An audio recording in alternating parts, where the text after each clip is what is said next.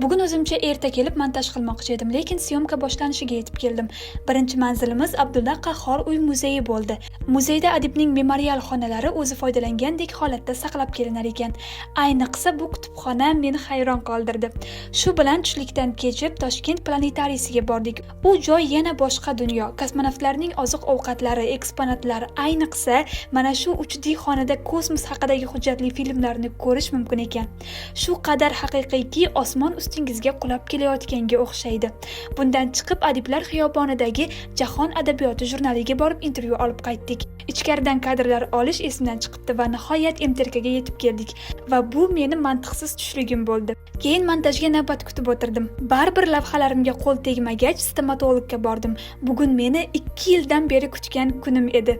Bu yerda ham eng oxirgi bo'lib kirib 1 soatlik og'riqli jarayonni o'tkazib oldik. Stomatologdan chiqib shunaqa tirjayib uyga qaytib keldim.